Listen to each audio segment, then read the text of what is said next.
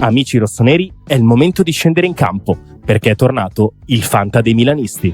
In palio ogni giornata ci sono maglie ufficiali del Milan, buoni Amazon da 100 euro e, tra i premi finali, iPhone 16, MacBook Pro 14 pollici e molto altro.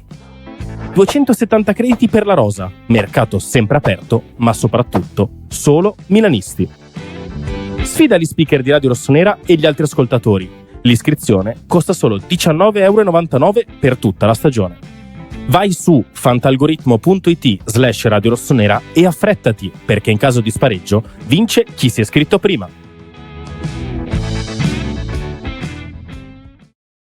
Ben ritrovati amici di Radio Rossonera, buongiorno a tutti qui dalla radio. È arrivato anche mercoledì 10 settembre del 2025, ritorniamo per Mattino Milan a metà della seconda settimana di sosta, quella che poi finalmente è arrivata a conclusione degli impegni della nazionale, e quindi da oggi in poi non si parla più di nazionali, anche se purtroppo in alcuni casi la coda arriverà anche a noi e tra poco ne parliamo. Saluto Enrico Boiani come al solito, ciao Henry. Ciao, buongiorno a tutti, buongiorno a tutti, ben ritrovati e insomma è finita e dobbiamo essere felici. Non tanto perché le nazionali siano un problema, ma perché siccome questo canale parla di Milan, torna il Milan tra 2 o 3 giorni, quindi mettete like, iscrivetevi al canale, attivate la campanella per le notifiche, commentate qua sotto, abbonatevi se vi va. Mi raccomando, 2,99 per supportarci economicamente e grazie a voi che andiamo avanti. Quindi continuate a farlo, grazie mille di cuore davvero a tutti. E niente Simo, dobbiamo parlare di un po' di cosine questa mattina. Sì, assolutamente. Allora, prima di tutto iniziamo a chiudere il discorso nazionali con un problemino che vediamo di quale entità è, perché se diventa problema, poi sapendo che da quella parte siamo corti,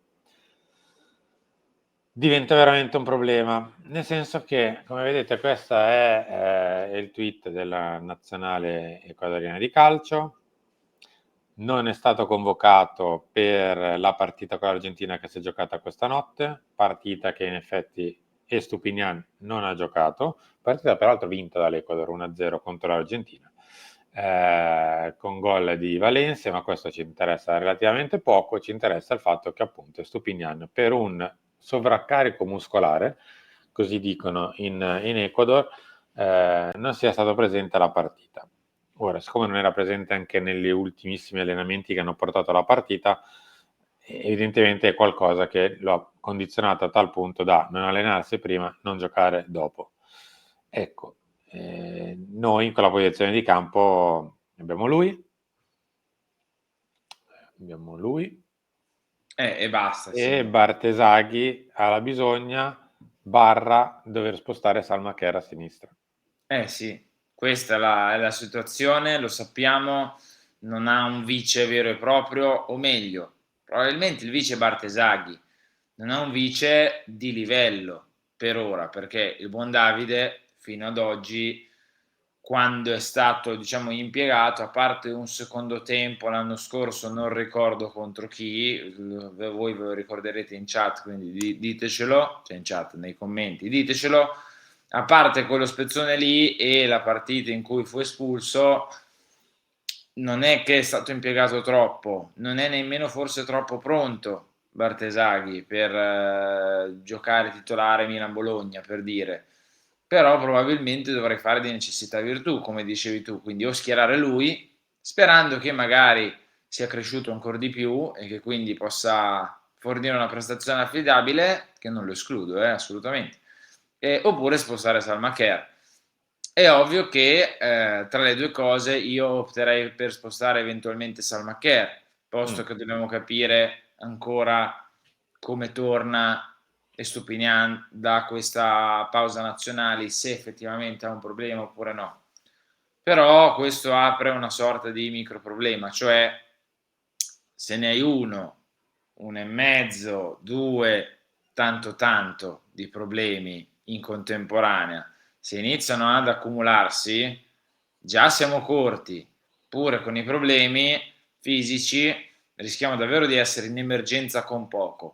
E questa cosa qua, nonostante noi abbiamo una partita a settimana, va tenuto in considerazione, Simo, perché in alcuni reparti siamo davvero attaccati a 1 o 2 figure, e quindi non il centrocampo perché ne abbiamo 12, però per il resto bisogna stare un pochino attenti, ecco. Dove non siamo lunghissimi è davanti, con Rafa Leao che ancora ieri era ai box, quindi non si è unito al gruppo. Vediamo se si unisce oggi. Però insomma, quello che ha avuto Rafa Leao non è stato un indurimentino, è stata una lesione. Cioè, se poi la si può chiamare in un modo, nell'altro e nell'altro ancora. Ma quando una persona si stira, sta fuori dai 20 ai 30 giorni. Sì. Quindi è inutile che stiamo qui poi 2 settimane fa a dire forse sì, forse no, forse boh. Sta fuori, sta fuori. Nkunku è un po' in ritardo di condizione e quindi bisognerà rimetterlo in piedi dal punto di vista atletico, quindi non medico, e sono 2 attaccanti. Il terzo è Santiago Jimenez, che ha fatto un gran gol ieri nella partita contro il Giappone, no, Sì. contro la Corea del Sud, perché lì se la sono invertita l'amichevole, con il suo Messi, con il recupero, veramente un bel passo di danza al limite dell'area con sinistro a giro. E il quarto attaccante è Christian Pulisic, che giustamente Pochettino ha detto cosa faccio? Nelle amichevoli lo uso? Ma certo, gli ha fatto fare oltre 150 minuti in 2 amichevoli. La Ha prima 90. fatto anche un assist Pulisic ieri per il 2-0 di Balogun, se non erro. Sempre se l'ho dato. E questi sono i nostri 4 davanti, che capite bene dobbiamo bilanciare molto bene, soprattutto per la prima partita. Poi ci sarà tempo una settimana intera prima di arrivare alla prossima, cioè l'Udinese. Però bisogna bilanciarli bene per la partita col Bologna. Bisogna capire chi sta meglio, ecco, e farlo Sì, ma giocare. abbiamo anche visto Salma Kerr che gioca in quella posizione lì contro il Lecce, però magari ti serve a sinistra se Stupinian non sta bene. Un Nkunku in ritardo di condizione, quindi potremmo dover rivedere nuovamente Santiago Jimenez titolare, insieme a Pulisic stesso, quindi uno che ha fatto più di 150 minuti, l'altro che una settimana fa, poco più di una settimana fa, è stato venduto in diretta nazionale su DAZN. Quindi, insomma, la situazione è un po' così, però Santiago evidentemente sta un po' meglio, perché ha fatto un gol, recuperatevelo se non l'avete visto, davvero di grande lucidità. E quindi probabilmente un pochino si è sbloccato, si è tolto alle spalle, si è messo alle spalle la parentesi mercato e speriamo che possa iniziare ad ingranare.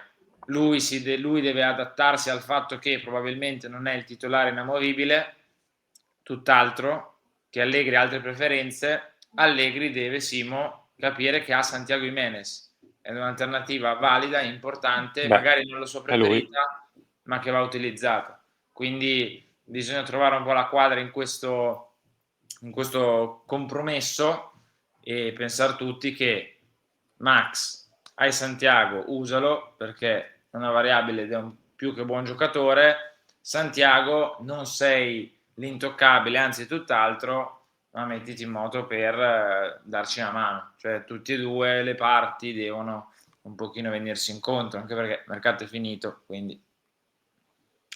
A proposito di mercato finito, è finito con, l'abbiamo fatto vedere anche ieri, con un grandissimo disavanzo di plusvalenze, con un bilancio, quello precedente, sistemato dalle cessioni di Reinders, dalle cessioni di Kalulu, è stato un riscatto, di Pellegrino, eccetera, e abbiamo riottenuto per l'ennesimo anno il segno verde sul bilancio.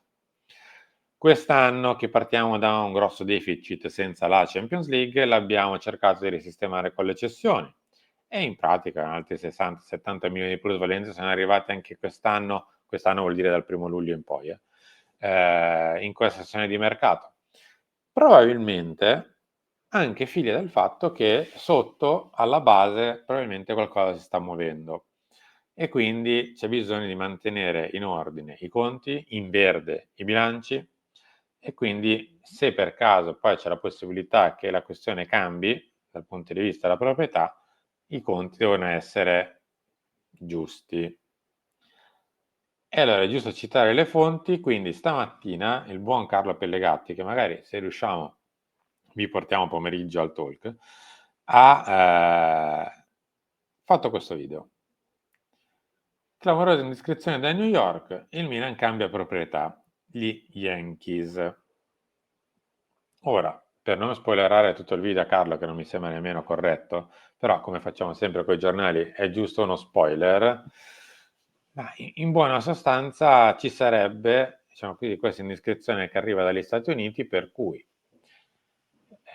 Jerry Cardinale con la famiglia Steinbrenner, proprietaria degli Yankees che da principio hanno peraltro un loro rappresentante nel CDA, che è Randy Levine, il presidente degli Yankees, che è ancora lì, peraltro, dopo 2 o 3 anni di Cardinale ed è ancora lì, starebbero pensando appunto di far società ed entrare a questo punto nel capitale azionario del Milan.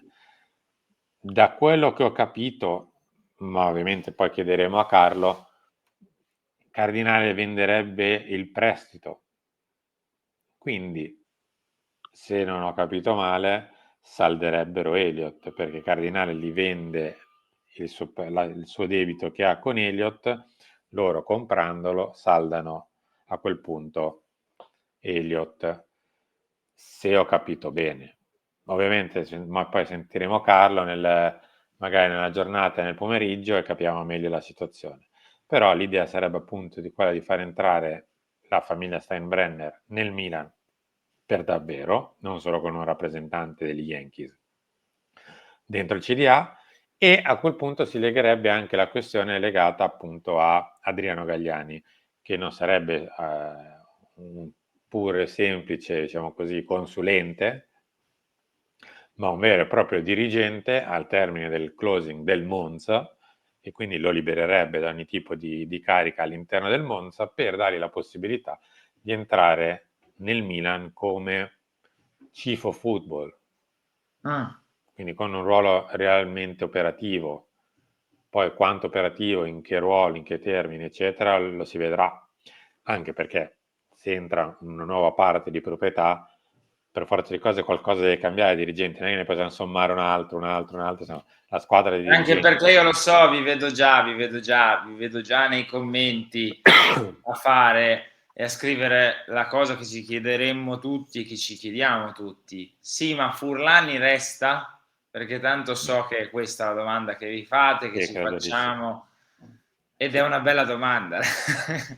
Sarebbe una bella domanda capire poi a livello interno e alto quali saranno le dinamiche, cioè se saldi Elliott, tra virgolette, e quindi tutta la parte Elliott se ne va, no? Compreso anche Furlani, che però tecnicamente potrebbero anche dirci non è più in Elliott, è nel Milan, no?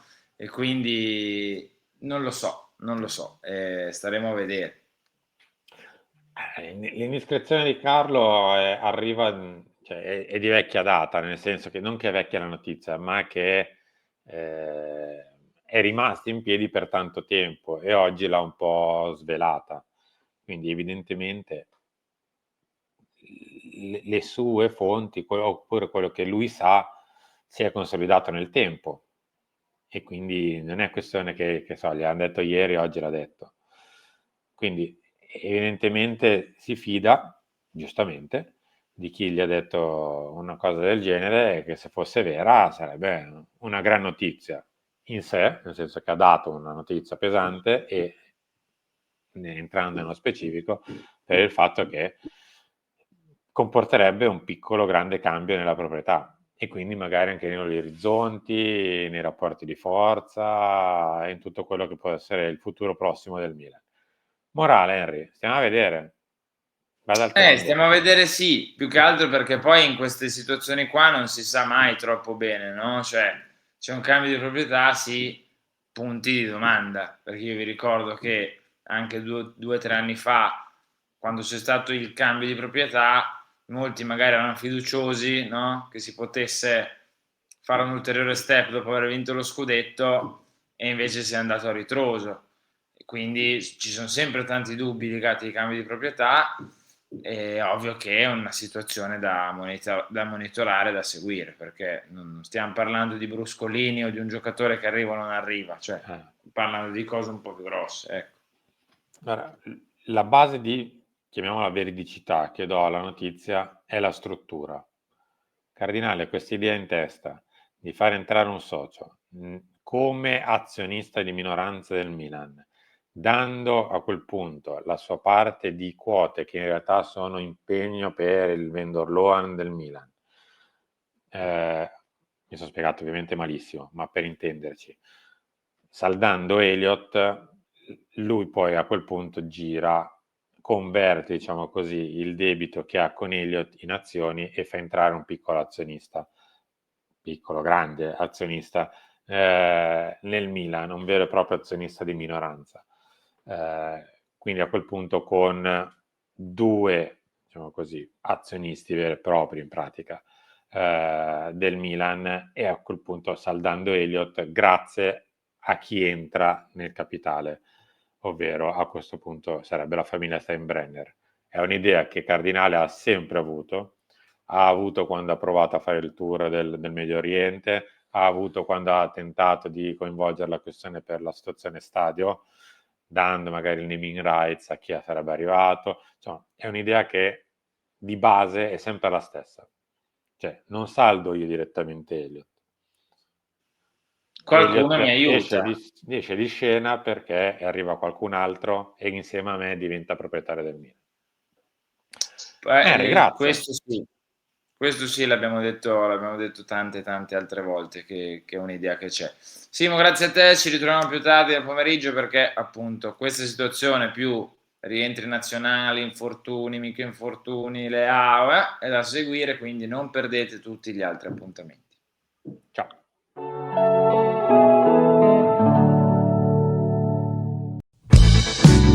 Amici rossoneri, è il momento di scendere in campo, perché è tornato il Fanta dei milanisti. In palio ogni giornata ci sono maglie ufficiali del Milan, buoni Amazon da 100 euro e, tra i premi finali, iPhone 16, MacBook Pro 14 pollici e molto altro. 270 crediti per la rosa, mercato sempre aperto, ma soprattutto solo milanisti. Sfida gli speaker di Radio Rossonera e gli altri ascoltatori. L'iscrizione costa solo 19,99 € per tutta la stagione. Vai su fantalgoritmo.it/Radio Rossonera e affrettati, perché in caso di spareggio vince chi si è iscritto prima.